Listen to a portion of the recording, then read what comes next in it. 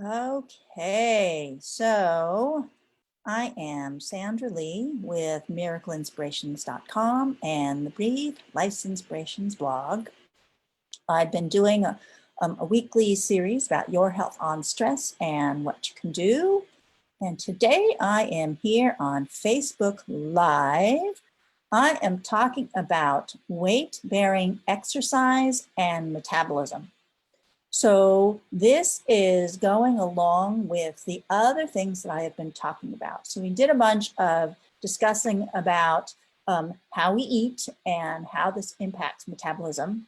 And then recently I've been talking about bone density and how to create more bone density and stronger bones by creating demand on the bones that they be strong. So yesterday I was talking about weight-bearing exercise and bone density specifically. If you're interested in that, then check out yesterday's recording. Today I want to put another element of it in there and talking about metabolism, because weight-bearing exercise is really important for maintaining long-term health and metabolism. Let's talk about why. So as people age, they have a harder time maintaining muscle mass and maintaining bone density. Like I was saying yesterday, part of that occurs because they aren't as active, or a lot of times they aren't as active. That's not always true, but a lot of older people stop being as active. They stop doing as much. They stop requiring that their body perform functions that they used to do normally. So using the convenience of the shopping cart, like I talked about yesterday, not walking as much, not doing exercise, formal exercise. And yesterday, again, I talked about the difference between doing weight-bearing work with exercise and doing weight-bearing work through daily activity, right? So daily activity is certainly the better way to get that weight-bearing demand on the body. But if you're not having daily activity that requires that, then exercise is the way to go. But let's talk about it when it comes to older people, okay? So older people, in addition to doing less, have a difficult time maintaining muscle mass and bone density. And it's not just because they're not doing as much. Part of it is that there's a change that happens in the hormones. As people age, the body makes less growth hormone. And so growth hormone is the anti-aging, it's a youth hormone. When we are babies, the growth hormone that our bodies naturally make is part of what has the body actually grow taller, grow stronger, form mass of muscle, and form mass of bone. So as people age, one of the effects is that the body makes less growth hormone because we're not growing anymore. We're not needing to get taller and stronger. So not energetically, but just in terms of survival, right? And our ability to continue to live, growth hormone is less necessary when we're older than it is when we're younger. But we live in times now where people live for much longer than they used to live. I mean, just to be reality. So it's like people used to not live until they were 100, but now it's actually, it happens reasonably often that people live at least until their 80s, 90s, even over 100.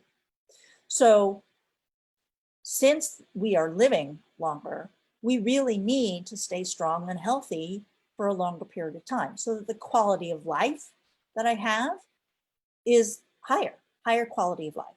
Okay, so that requires being healthy. So what is involved in being healthy?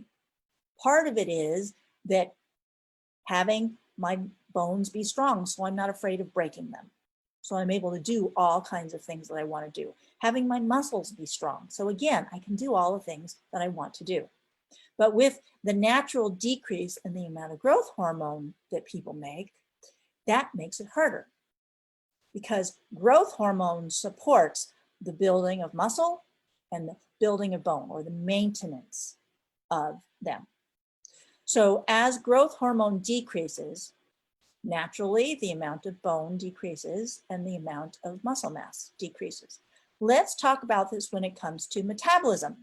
Now, so for blood sugar metabolism, we've been talking about blood sugar metabolism for weeks now, okay?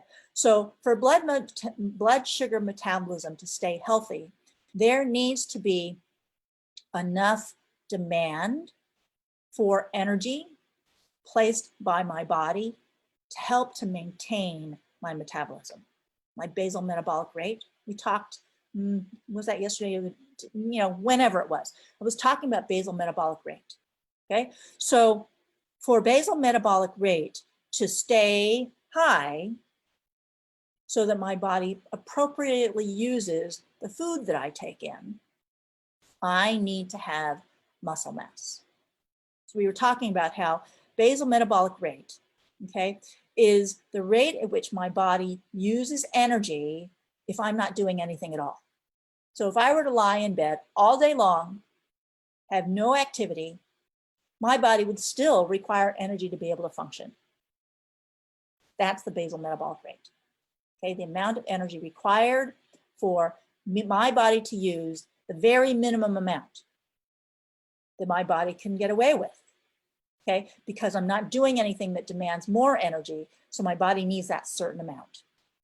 So a lot of the basal metabolic rate comes to support the muscle mass.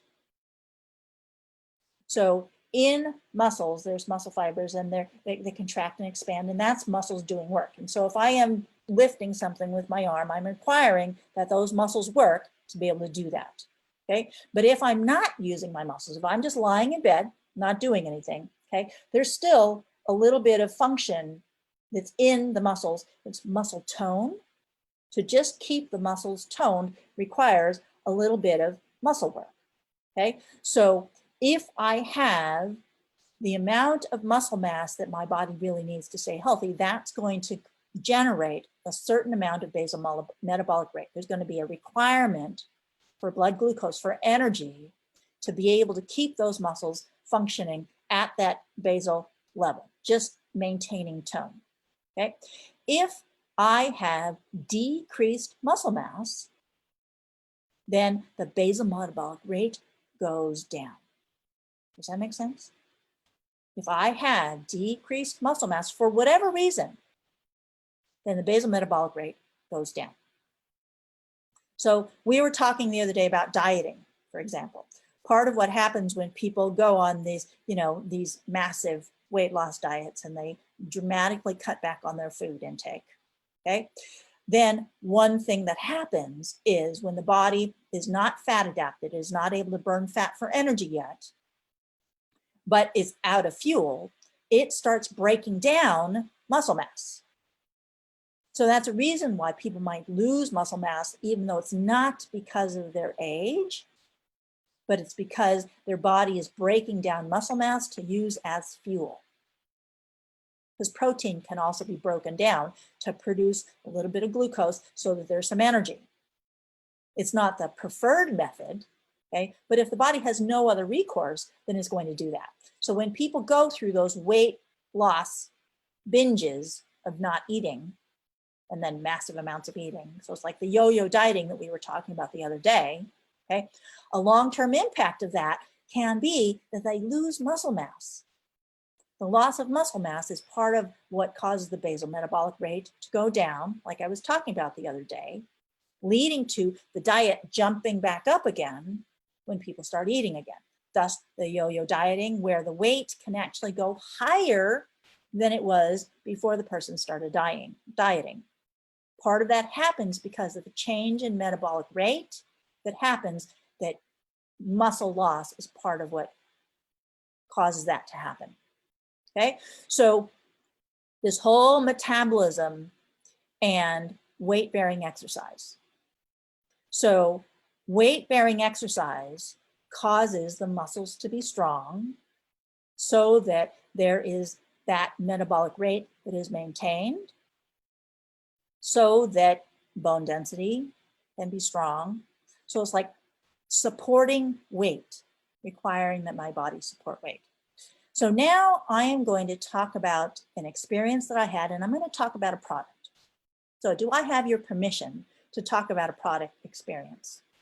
Because it really plays into my whole experience with this weight-bearing exercise and bone density and muscle mass and all that stuff. So I'm in my 50s, 57, something like that, 57. And I have been doing weight-bearing exercise, high-intensity interval training for years, knowing how important it is for maintenance of muscle mass and the basal metabolic rate and metabolism. I've known that for a long time. And so I've been intentionally doing weight-bearing exercise for that. And if you hear, if you listen to people out there talking about the importance of fitness and weight-bearing exercise, you'll hear that all the time, right? It's just important as you age to do weight-bearing exercise. Just flat out, no question about that, okay? So I had been doing this higher intensity interval training, including with some hand weights. So with some weights to increase the amount of weight that my body was being required to support, doing it for years and feeling like I was not getting any results with doing this high intensity interval training. I spend a lot of time at home and then away from home because I live in British Columbia and I spend a lot of time in Olympia, Washington under normal circumstances, not so much right now, okay? But when I am in Olympia, I'm a lot busier than I am when I'm at home. And so I am not very good about sticking to my exercise routine when I'm not home. I just get too busy and it winds up being low on the priorities list and I stop, okay? So when I would be away from home and not as good about following my routine, sometimes I would go for 2 weeks with doing minimal amounts of my high intensity interval training. And I noticed that I would lose whatever progress I felt like I was making with the high intensity interval training. And then I was like, struggled to get back to where I was, okay? That was my experience before, that I did not feel like I was making any forward progress in terms of getting stronger. It felt like the high intensity interval training and weights that I was doing was just helping me sort of maintain. And if for some reason I would get off my schedule, I would lose whatever progress I would made, and I work really hard to get back to exactly the same place where I was before. But I felt like I was never making any forward progress with the exercise I was doing. I was doing a lot of work, putting a lot of effort into it, but not making any progress. And I was frustrated with it. I had been trying to do pull-ups for years, making no progress at all, really struggling with the, I do pull-ups supported. So I have a yoga swing hanging from a bar, and I was not making any progress with that either. I was doing, my supported pull-ups, but not able to do any more, and certainly not making any progress to doing a pull-up unsupported. So that's where I was. I was really just frustrated, and it was a little over a year ago that I was in that place. And then I started using a product that helps my body have a little bit more growth hormone. And I noticed a difference immediately. Because I was already doing the high intensity interval training and the pull-ups, right? And noticing no real improvement. As soon as I started taking this product, the need to rest during my high intensity interval training, I had been needing to take a break, right? Because it was too intense. No more need to do a break. No decrease, I was able to do the weights more easily, and I was immediately able to do better with my pull-ups. And so that was in May that I started that product. I noticed a difference immediately. So since then, I noticed that I have more muscle mass. more muscles. So it's like before starting to use this product, you know, if you look at my arm, right? So it's like I actually have muscles in my arms here. Didn't before. Did not before. I mean, obviously I had the muscles there, but they were limp. My arms have always been my weak area, right? So just noticed an immediate improvement in all of these indicators that I had that my muscles were getting stronger. And I assume that my bones are also benefiting from this. I haven't done a scan or anything like that. Okay, so that was in May. And then in August last year, I did my first ever in my whole life pull-up unsupported for the first time ever in my life. Never even did a pull-up unsupported when I was a kid in school, right? So for the first ever time in my life, I did pull-ups. Now I still do supported pull-ups, right? But I'm able to do more of them. So I'm just gradually increasing. When I started using the product, I was doing about 20 supported pull-ups. And pretty quickly, I was able to go to 25 supported pull-ups and then get to 40 supported pull-ups and that unsupported pull-up. So now I'm over 50 supported pull-ups. So it's like I continue to get a little bit stronger over time. Enough that I feel like I am maintaining my muscle mass, which for me, that's why I was doing all of this in the first place. I have no interest in, you know, being a muscle person or any of that kind of stuff, okay? My husband, however, he used to do construction, like heavy construction when he was in his 20s. And there's a picture on the refrigerator of him, you know, looking pretty buff, right? So he's actually starting to look like that again. He's got muscle definition that he didn't have. So this product is making a significant difference. If you are interested, contact me. This is it, right? So if you're interested, email me, message me, because I would be happy to set you up with it. It has made so much difference in my feeling like I can be healthy and able to have that muscle mass, bone density that supports metabolic function. So weight-bearing exercise and metabolism. Just helpful for people as we age, because aging is a reality of life. It's going to happen. So even if you decide not to use a product like this, knowing the importance of doing the weight-bearing exercise. Let's talk about the difference between weight-bearing exercise and cardiovascular exercise, because for a long time, the emphasis was on cardio. Doing cardio. So the running on treadmills and doing things focusing on the cardio. Scientists are now, and health people are starting to realize that cardio is certainly important to help maintain cardiovascular health, but the weight-bearing exercise is actually more important because of the whole metabolism piece, for the bone density and the muscle mass. That cardio is not so much what you really need to put the emphasis into. So I don't do cardio workouts per se. Now, when I'm doing my high intensity interval training, you know, my heart is certainly going, so it's cardiovascular, but I don't do anything that is focusing specifically on cardio. Never been a runner anyway, right? Understanding that the more important thing is to do the weight bearing, again, for muscle and bones. Okay, so I think that is going to be it for today. I'm going to run over to live and see if there's anybody there posting questions. Not sure I can see them. Yeah, I can't see questions. So thank you. I am Sandra Lee, miracleinspirations.com.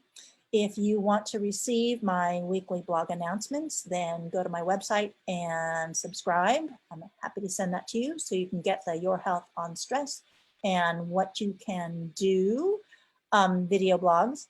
I am posting some of these lives to YouTube, in addition to having them be on Facebook. Also, if you feel like in this world environment, you really wish you could do more to help, given the chaos and the stuff that's going on socially, the whole coronavirus mess, if you have intentions that you want to put out there for helping the world heal and get to a better place, then I am going to be starting something that's going to help people be able to do that, where you feel like you can actually make a difference. So look for that coming up. Subscribe to my newsletter. I'd be happy to connect you with whatever information I have to share. Sandra Lee with MiracleInspirations.com and Breathe Life's Inspirations blog on Facebook Live. Ask me anything about weight-bearing exercise and metabolism was today. Have a wonderful day. Thank you. Breathe. Take care of yourself.